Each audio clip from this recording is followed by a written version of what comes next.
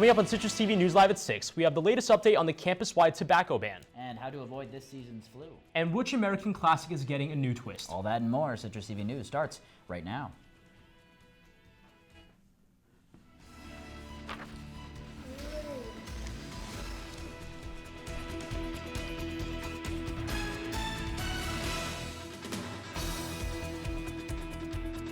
Evening, everyone. Thank you for joining us on Citrus TV News Live at 6. I'm Nick Cardona. And I'm Brian Chung. The student protest continues into its third week today. What has changed? That's our top story tonight.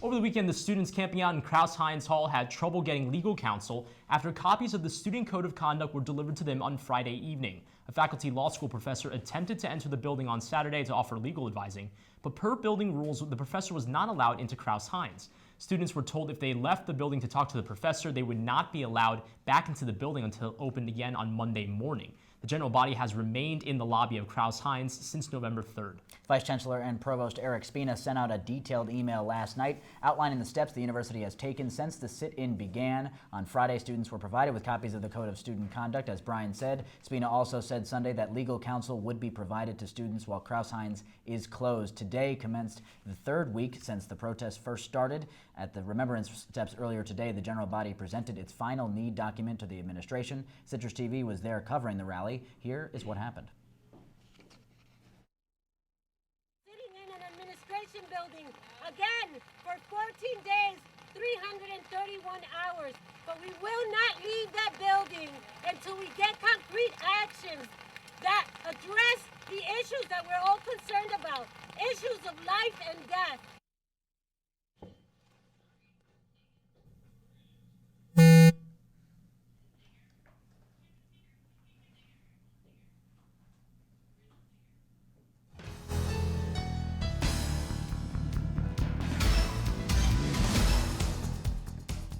After announcing a plan to make SU smoke-free last week, the enforcement of the plan remains unclear. However, according to a draft of the policy, members of the university community will be tasked with enforcement with no mention of DPS. The policy emphasizes a culture of compliance, where the SU community and DPS will focus on changing the smoking culture on campus.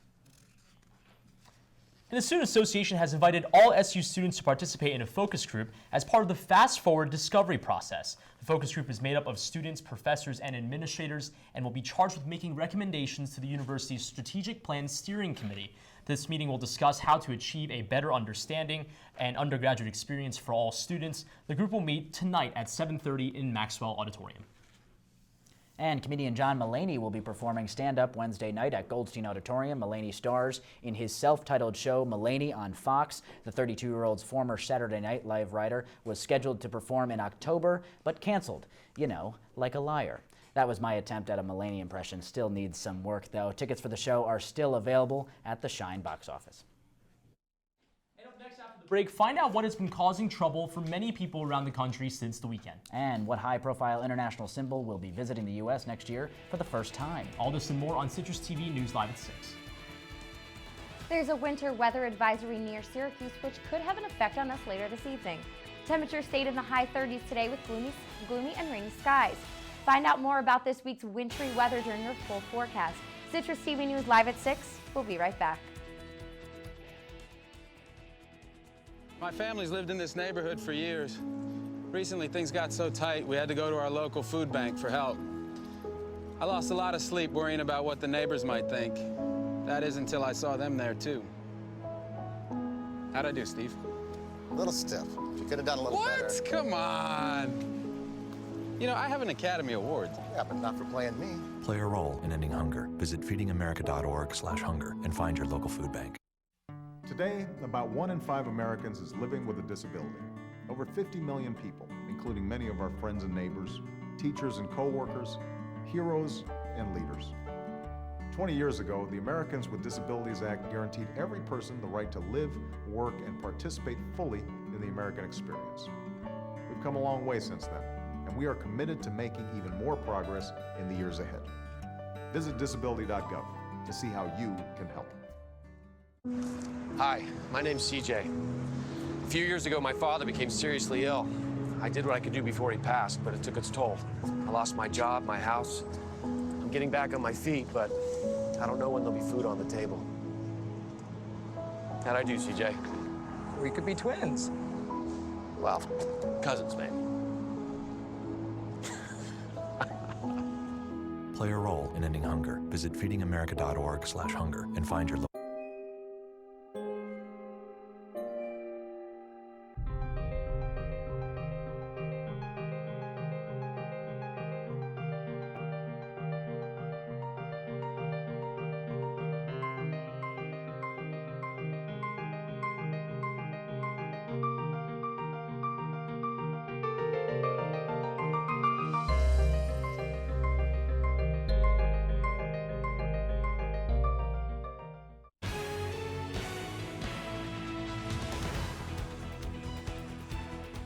Back, Health Services is taking action against flu season. Citrus TV reporter Brittany Muller has that story.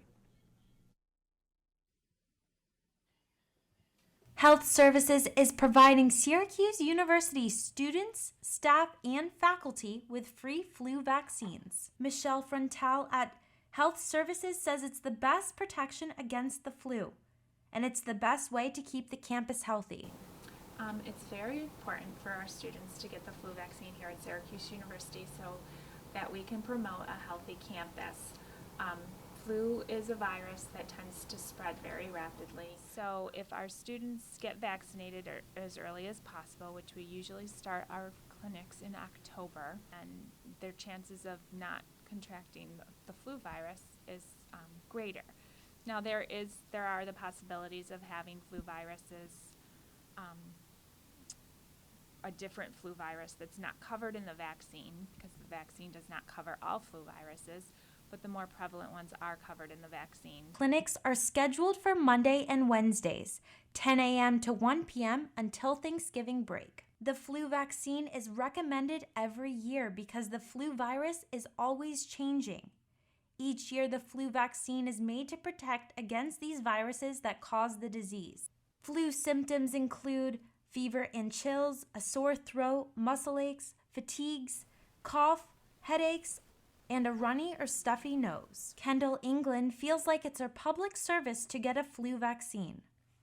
I got the flu shot because I think, first of all, I don't want to get the flu, but also because some people can't get the vaccine, and so the more people get it, the less risk you have to pass it to somebody who can't get the vaccine. So I think that's kind of important, and I think it's like a public service. Health Services is offering students and faculty free flu vaccines. This vaccine will be offered on November 19th and 20th from 10 a.m. to 1 p.m. Just remember to bring your student ID because it is free. Brittany Muller, Citrus TV News. For more information on how to prevent the flu and necessary precautions to take before the winter months, go to the Health Services website.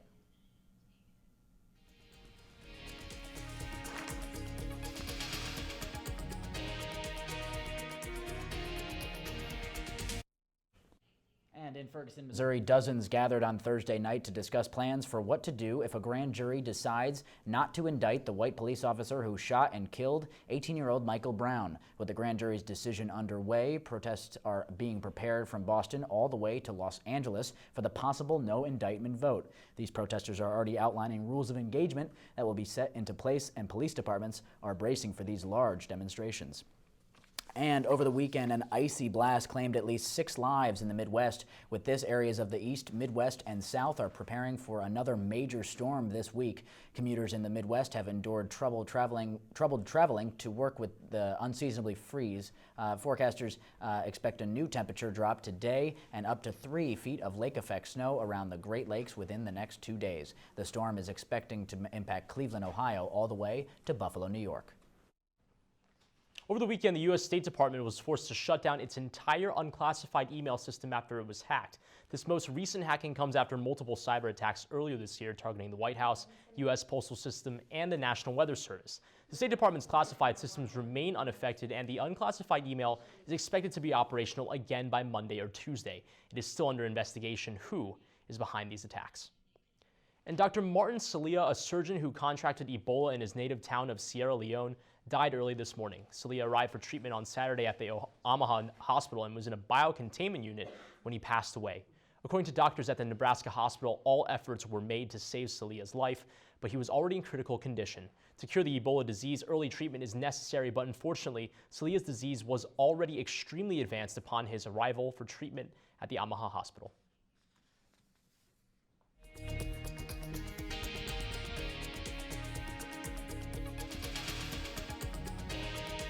Putin was the first G20 leader to leave Brisbane last week. The Russian president left Brisbane directly after the final lunch of the summit meeting and well before the final communique was announced. However, Putin's speedy exit was not surprising. Many considered Putin to be a verbal punching bag for many of the other G20 leaders. He was criticized for Russia's movement of new troops into Ukraine. With this, Putin was isolated throughout the Brisbane meetings, which may have led to his speedy exit. And Pope Francis has confirmed his plans to visit the U.S. next year, marking his first visit to the U.S. as pontiff. The Pope is planning to attend the World Meeting of Families, the world's largest meeting of Catholic families. The gathering will take place between September 22nd and 27th. During his visit, the Pope is planning to host a Mass at the close of the event in Benjamin Franklin Parkway in Philadelphia. Japan's economy has fallen into an unexpected recession in the most recent quarter. The economic downturn seems to have been partially caused by rising sales taxes, which has discouraged consumer spending. The recession highlights the difficulties faced by Japan's Prime Minister Shinzo Abe, who was elected 2 years ago and promised to spark Japan's declining economy. And the militant extremist group ISIS has beheaded another U.S. aid worker. Peter Kassig was working as medical aid in Syria when he was captured last October. The beheading was shown in a 16-minute video that warns the United States to stop the airstrikes in Iraq and Syria. Both President Obama and U.S. Secretary of Defense Chuck Hagel have reached out to Kassig's family and spoken about his bravery and dedication to helping others. And coming up next on Citrus TV News Live at 6, find out if more snow is on the way for the Syracuse area. And what Major League sport was raided by the Drug Enforcement Administration? All this and more after the break. Town of Elmira, New York, a boy was born into an all-American family. The odds of him achieving his dream in the fashion industry? 1 in 23 million. The odds of having a child diagnosed with autism? 1 in 88. I am Tommy Hilfiger, and my family is affected by autism. Learn more at autismspeaks.org/signs.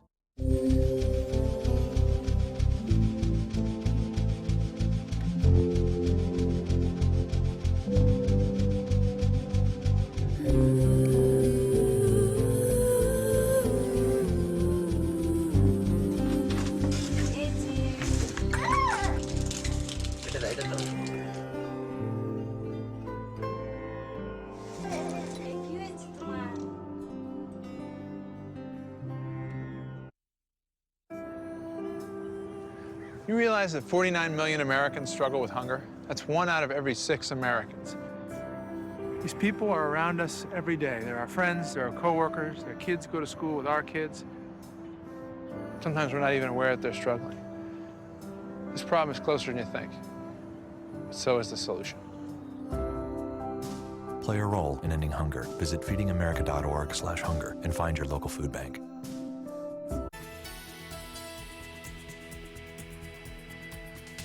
Dark, wet, and damp, 3 things to describe Syracuse today and probably the rest of the winter. Chief weather anchor Rachel Wolski is in our weather center with more. Rachel.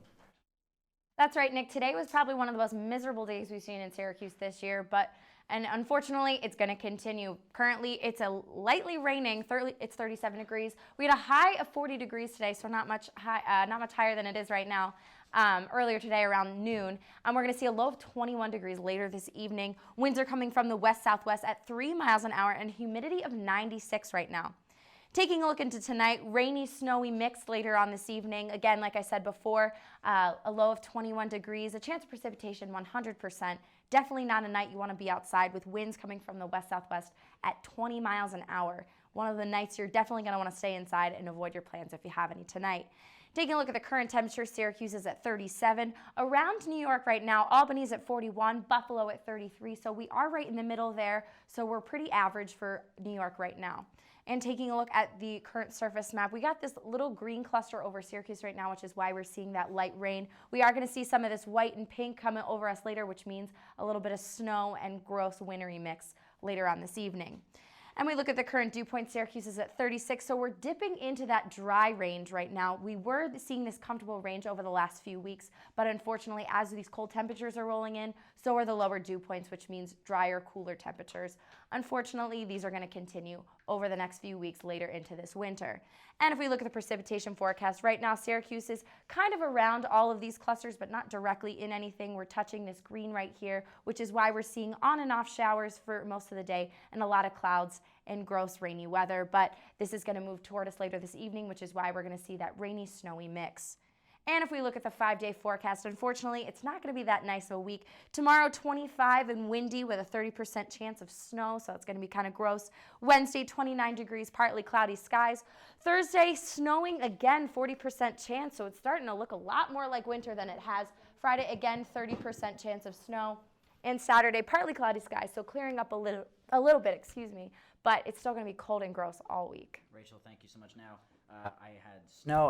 I saw snow. I saw rain. Is this like going to be the common theme throughout the winter going on? Rain one week, snow another week. What's going on with that? Well, I'm thinking as the temperatures are going to get colder, it's going to be mostly snow, a little bit of icy showers. I think after these next few weeks, November's usually kind of up and down with warmer temperatures, cooler temperatures. So once those temperatures stay consistent, it's going to be a lot of rain. It's going to be a lot of freezing. It's going to be a lot of snow and a lot of freezing rain. Is this new weather going to affect any travel plans for a lot of people going home this weekend? Obviously for Thanksgiving break, is that going to affect anything? Maybe a little bit. The grounds might be a little bit icy when people are going home, but that on Friday it's supposed to be only a 40 or 30% chance of snow. So it could be up in the air a little bit, but if that snow does get too heavy, some travel plans might be delayed at least a little bit. All right, Chief Weather Anchor Rachel Wolski, thank you so much. All right, now we're going to send it over to Brian for our ICYMI segment to fill you in on all the tech news, entertainment buzz, and important cultural stories you may have missed from this weekend. Brian, what's going on? Thanks, Nick. Now, May's NFL lawsuit has sparked on-the-spot Drug Enforcement Agency checks on visiting teams this Sunday. The lawsuit claims that the NFL, its teams, physicians, and trainers acted without regards to its players' health by handing out prescription painkillers to mask pain and minimize game time loss. The checks served as an act to see whether visiting NFL teams were in compliance with federal law. The 49ers staff was checked at MetLife Stadium. Tampa Bay went through investigation at BWI Airport, and the Seahawks also confirmed that they too were searched. And rock legend Neil Young is attempting to start a revolution, a boycott against Starbucks, but it appears it could just be all a storm in a coffee cup. Young's allegations that Starbucks has joined forces with Monsanto to sue Vermont and stop accurate food labeling has been shut down by the global company. Starbucks released a statement that they are in no way part of the GMO lawsuit, nor providing any funding for the campaign.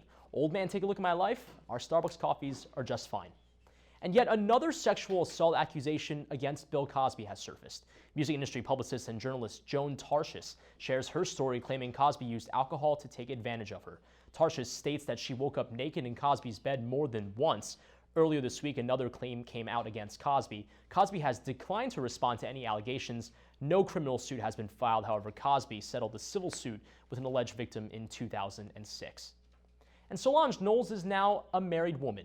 Knowles said "I do" to video director Alan Ferguson at the Marrying the Opera House in New Orleans, with about 200 family members and friends in attendance. The pair arrived via white-painted bicycles and a bride's basket filled with flowers. Rather than a typical wedding dress, Knowles changed it up with a cream pantsuit and cape by Stephanie Rowland, and Ferguson matched her in a white suit sans tie. Sister Beyonce arrived with husband Jay-Z and daughter Blue Ivy to make the special day complete. And the holidays. First thing that comes to mind, food, family, and of course, Charlie Brown holiday specials. Well, your favorite classic Peanut characters are due for a little upgrade. Next year, Snoopy and the whole gang will star in a 3D featured film. The film was directed by Steve Martino, who also directed the Ice Age films. Hold on, I think my executive producer is actually trying to talk to me. All I hear is wah, wah, wah, wah, wah, wah. Moving on. One of America's favorite funny ladies debuted a new look this weekend. Melissa McCarthy, who starred in the movie Bridesmaids and Tammy, has reportedly lost 45 pounds. A friend of the actress said the dramatic weight loss was for her kids, and so she could be as healthy as possible. She reportedly lost the weight through a low-carb, high-protein diet. McCarthy has always been a proud supporter of her curves, and we love her no matter what size she is. And on Thursday, Minnesota Vikings star Adrian Peterson wrote in a letter to the NFL that he is willing to participate in a meeting with Commissioner Roger Goodell to discuss potential discipline. Peterson was charged for injuring his 4-year-old son with a switch on September 12th. Peterson said that he will not attend a Friday hearing because of unanswered questions about the process. Those on Peterson's side believe that the league did not clearly answer questions about the role of outside experts in the hearing. The NFL has yet to respond to Peterson's letter, and as of Saturday afternoon, now let's send it over to Jim O'Shea for more sports news. Jim. Thanks, Brian. Coming up in sports, a big weekend on the Hill. After ending its ACC tournament play, the SU soccer team found out today where they'll be headed for the NCAA tournament. The men's and women's hoop squads got their seasons underway, and the Orange field hockey team looked to go to the Final Four for the second time in 3 years. Next in sports.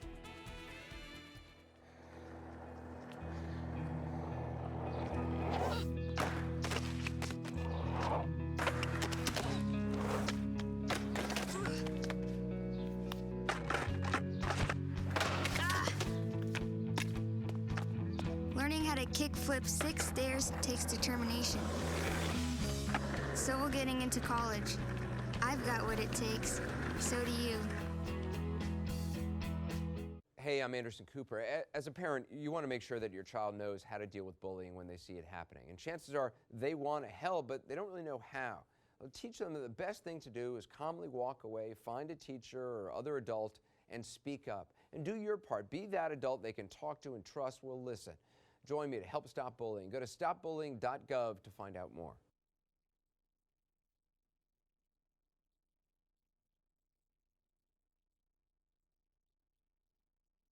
So, I just moved in with this family, and it's embarrassing. The little one, he likes to go outside and crawl around in the giant litter box. I don't know what he's doing. I mean, I was born and I knew how to use the litter box. Look at that. That's disgusting. Oh, poop already. You're making me nervous. Oh, okay, I can't look at this anymore. I really hope he grows out of this, for his sake.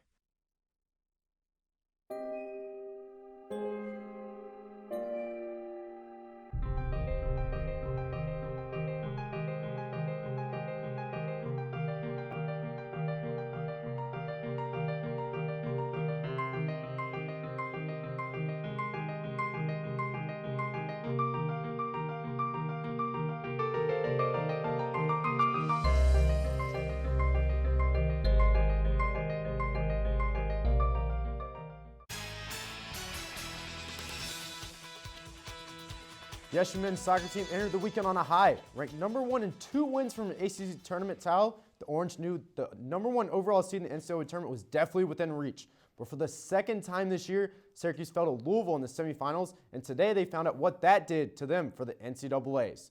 The good news is SU got a bye in the first round and will host its second round matchup. The bad news is after that, it will most likely be away from the 3-1-5 for the rest of the tournament. The Orange got the #9 overall seed and will take on the winner of Penn State Hartwick on Sunday at SU Men's Soccer Stadium. It'll be the first ever home NCAA game in school history.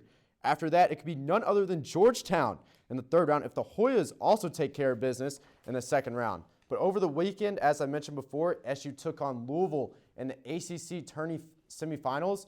And there you see the guys getting ready. In Cary, North Carolina is where it took place. In the 42nd minute, Louisville struck first. Here, Ricardo Velasco crossed it in, and Will Vitalis gets it in off his knee, and Louisville goes up 1-0. Later on the second half, off the free kick, it's Ricardo Velasco, that name again. He sends it in past Bono. They go up 2-0, but the Orange respond. Just under 15 minutes left. It sends it into the box, and Liam Callahan sends it in, and off the deflection, Alex Hallis gets it to go, but the Orange couldn't get anything going the rest of the game. They fall 2-1. They host Sunday, though, their return home. Here's what Coach McIntyre had to say about the matchup coming up. You're trying to build towards having home postseason games. So that Duke game was special. Now, our first ever home NCAA tournament game. We'll be certainly up for it, and it'll be a special day on Sunday. Going over the weekend after a win over Kennesaw State on Friday, it took on Hampton yesterday, and Michael Benajay was back from undisclosed benching on Friday, and there he lobs it up to Rakeem Christmas, who led the team in points and rebounds of 15 and 16 respectively. Freshman Chris McCullough now has 2 double-figure games to start out his career. He had 16 points on Friday and 13 last night. And of course, you want to know what Trevor Cooney did, right? The junior had 8 points on 3 and 9 from the field and only 2 of 7 from beyond the arc. And Benajay there As I mentioned before, he had 9 points on the night, and that was his only 3 on the game. SU went on to win 65-47. After the game, here's Jim Boeheim on where the team stands in his mind after 2 games. There's a lot of work to do with this team. We're nowhere near where we were last year at this, the same time. Not close. I mean, we can play better. I mean, we know it. I mean, it's early. We're a pretty young team. We lost a lot of talent from last year. So we just got to keep coming out and practicing, working hard, and just keep pushing, keep fighting. Court, the women also began its season over the weekend. SU is coming off arguably its best season ever. We're in its first ever NCAA tournament game, and it was a sophomore that stole the show. In her second career start, Alexis Peterson had a career-high 19 points on 8 of 13 from the field. Returning starter and now upperclassman Brianna Butler struggled. The junior had only 5 points and was 0 of 4 from three-point range. Another junior, Taylor Ford, came off the bench, had 11 points and 6 rebounds on the day. Syracuse went to 1-0 on the year in the 59-42 win over another NCAA tournament team from last year in Fordham. And this weekend, the Carrier Dome will look a little different. On Saturday, the Loud House will host a professional hockey game for the first time in its history. And crews began putting down the ice, as you can see right there, last night. The Syracuse Crunch will take on the Utica Comets in the Frozen Dome Classic. The Crunch have already announced that the AHL indoor attendance record of 20,672 will be broken, and they're also looking to break the all-time professional indoor hockey arena record of 28,183. And lastly, on the Hill, SU Field Hockey faced Penn State yesterday, 1 win away from the Final Four, and there you see Emma Russell just over 5 minutes in, putting it past the goalie, and SU goes up 1-0. And later on, here's senior Lauren Brooks, who goes around the defender and puts it in. Cuse up 2-0, and then 10 minutes later, still in the first half, Lauren Brooks again gets it and sends it in, and Katie Nearhouse with the dive past the goalie, and SU goes on to take it 3-1. They'll take on number 1 North Carolina this Friday. The Orange and Tar Heels have split their 2 meetings this year. Coming up on CitrusTV News Live at 6, find out what popular foods demand will outstrip its supply by more than 1 million tons by the year 2020. Stay with CitrusTV News Live at 6 to find out this and more after the break.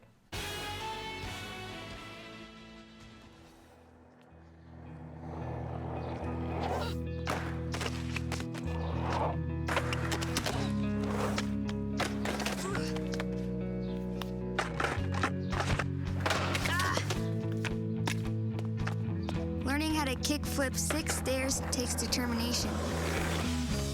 So will getting into college. I've got what it takes. So do you. Hi, my name's CJ. A few years ago, my father became seriously ill. I did what I could do before he passed, but it took its toll. I lost my job, my house. I'm getting back on my feet, but I don't know when there'll be food on the table. How'd I do, CJ? We could be twins. Well, cousins, maybe. Play a role in ending hunger. Visit feedingamerica.org/hunger and find your local.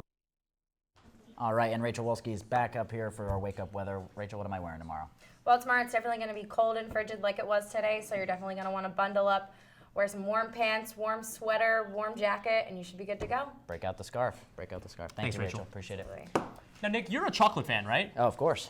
Well, you may have heard about the drought, disease, and higher demand of more productive crops that are threatening chocolate production.